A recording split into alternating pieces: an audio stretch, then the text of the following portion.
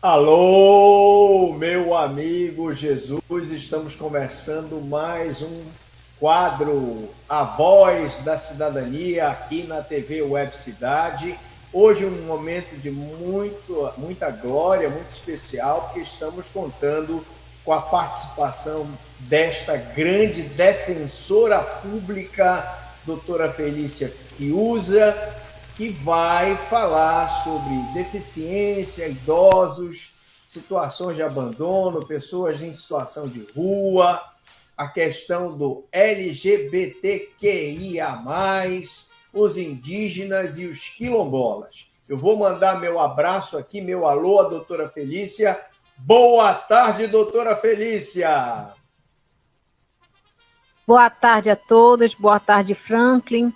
É um prazer, imensurável estar aqui nesse programa. Espero que nós possamos contribuir, levando informações úteis para a população do nosso estado. Bom, eu vou começar então, conforme eu combinei, Jesus, com a Felícia. Vamos falar um pouquinho sobre os alimentos. Nós estamos na segunda parte de alimentos. E as pessoas me mandaram as seguintes perguntas, Jesus. Qual o valor, doutor Franklin, dos alimentos? A lei, ela não determina, minha amiga, o valor percentual dos alimentos.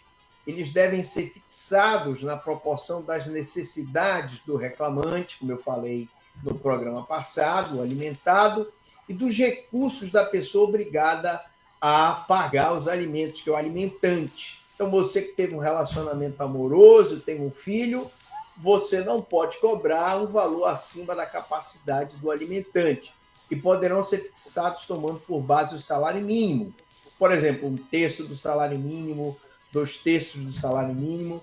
Tratando-se de alimentos destinados a menor de idade, a necessidade é presumida. No caso dos adultos, é necessário demonstrar a impossibilidade do autossustento, por exemplo, a incapacidade para o trabalho, a pessoa que tem doença, né, um câncer, por exemplo, uma idade avançada, um idoso, né, aprovação em concurso público, no caso do filho maior de idade, a indigência, né?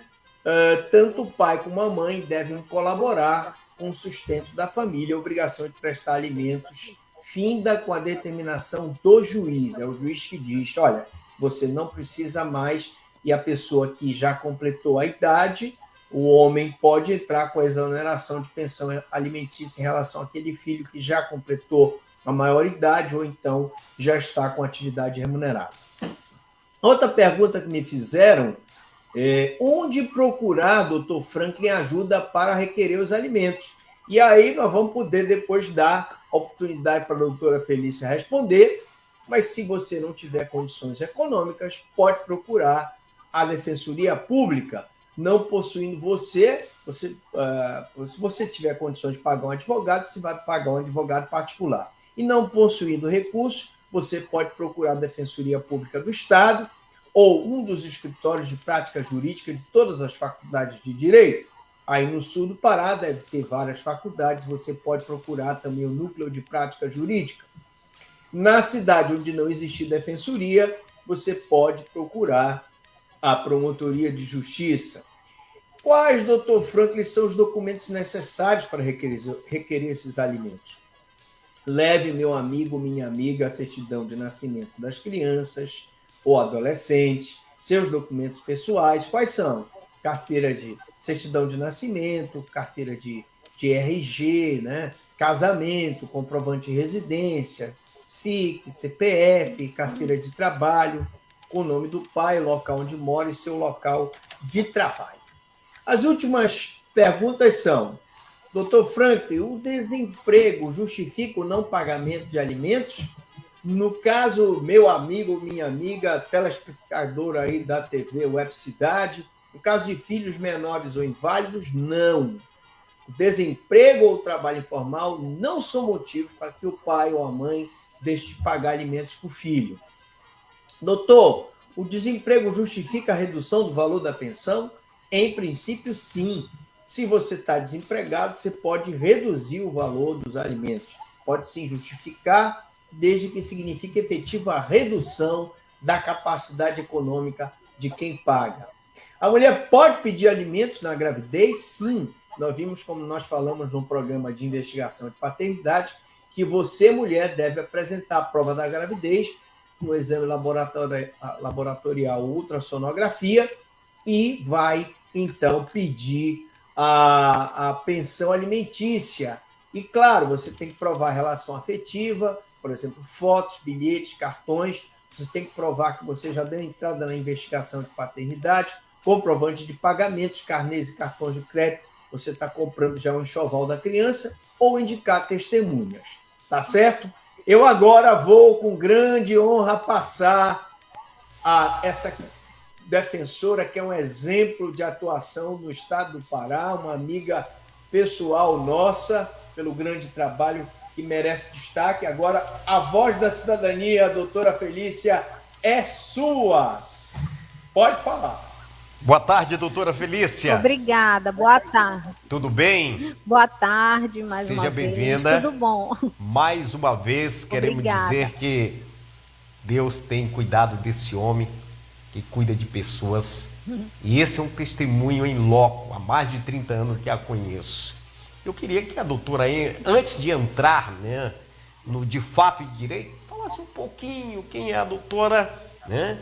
A doutora Felícia Fiuza, quais as habilidades, quanto tempo está na capital trabalhando para esse pessoal e dizer-lhes a satisfação de envergar o Ministério Público para ajudar as pessoas. É com a senhora.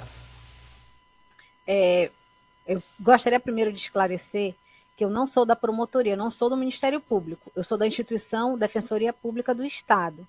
É uma instituição novinha, só tem 40 anos dentro do que a gente considera o sistema de justiça, mas ela está crescendo por conta da importância que essa instituição tem para a população, não só do estado do Pará, mas como também do Brasil. Eu ingressei na carreira através de concurso público em 2007, iniciei a minha atuação em cidades do interior, do Nordeste do Pará, em várias temáticas, em várias searas, e depois de um tempo vim para a capital. Atuei em vara de violência doméstica, atuei em vara de família, em outras demandas, e já tem mais ou menos mais de 10 anos em que eu atuo no Núcleo de Defesa de Direitos Humanos e Ações Estratégicas, que é um núcleo que a Defensoria possui para receber as demandas coletivas, principalmente, mas também individuais, das populações que a gente considera hipervulneráveis. E quem são essas pessoas hipervulneráveis? São idosos, pessoas com deficiência, população LGBT, quilombolas, indígenas. Aqui a gente tem um trabalho voltado para cada público específico. Por exemplo, no caso de idosos, o idoso, se não tiver condições de se sustentar, pode pleitear para os seus filhos alimentos.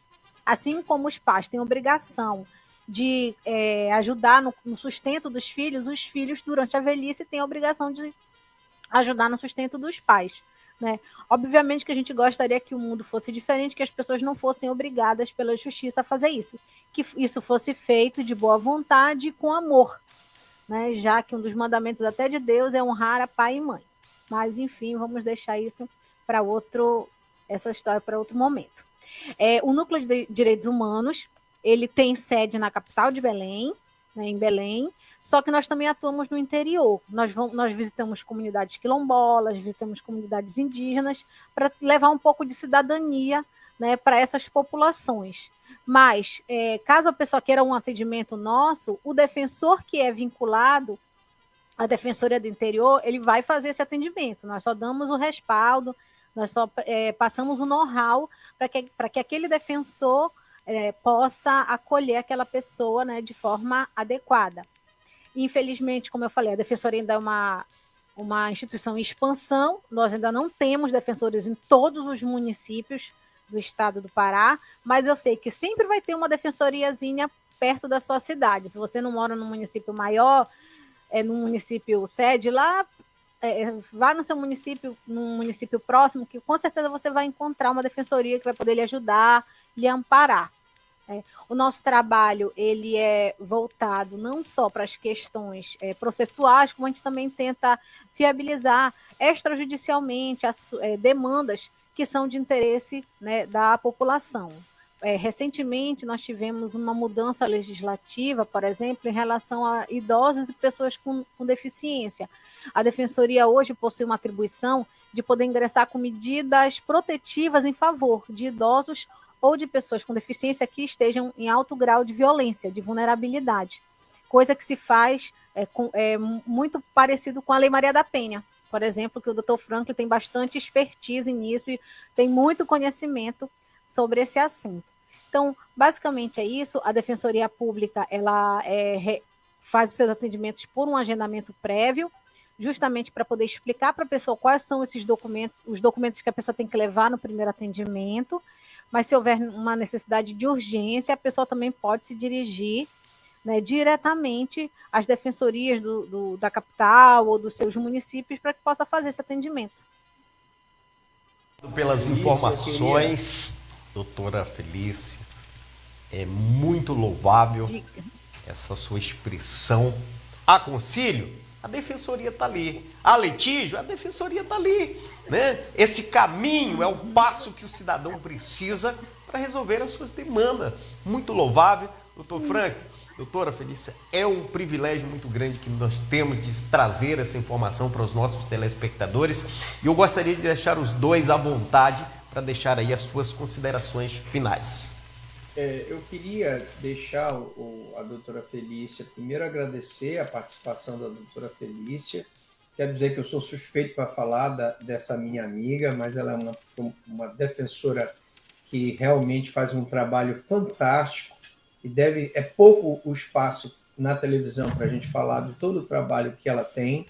E queria que ela deixasse o telefone de contato, né, para quem quiser fazer alguma denúncia nessa área dela, que agora ela está como coordenadora do núcleo, para que a pessoa que não conseguia a defensoria pública aí em Canaã dos Carajás ou aí nas cidades aí do sul do Pará, pudesse ter um telefone de contato para que ela pudesse receber essas denúncias. Doutora Felícia, suas considerações. De telefone geral da Defensoria, que você pode acessar em qualquer município do estado, é o 3201-2700. E o nosso número aqui do Núcleo de Direitos Humanos é o 3201-2680. Caso a pessoa também queira tirar alguma dúvida, tipo, doutora, eu posso isso, eu posso aquilo, a lei me autoriza, porque muitas vezes as pessoas elas têm mais dúvidas, né, querem mais uma consulta do que realmente ingressar em litígio, né? Tem situações que a gente justamente tenta evitar.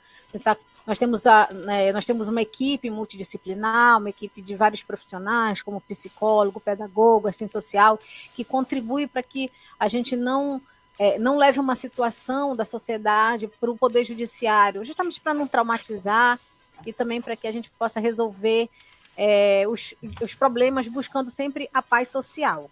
Então, esses são os nossos contatos. Qualquer coisa podem nos contactar, tirar dúvidas, que a gente vai estar sempre à disposição. Tá bom, doutora Felícia, doutor Frank, mais uma vez, obrigado.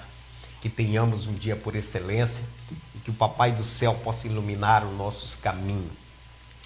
Todo ser humano que tem sucesso, ele aprende o que se ensina o que se aprende e pergunta aquilo que não sabe. E vocês estão abrindo portas que a sociedade tenha a oportunidade de conhecer aquilo que Deus colocou em cada um dos senhores para poder brilhar e reinar nesse mundo chamado planeta Terra. Muito obrigado mais uma vez, que Deus vos abençoe. Nós estamos por aqui sempre à disposição. Muito obrigada pelo convite. Uma boa tarde a todos.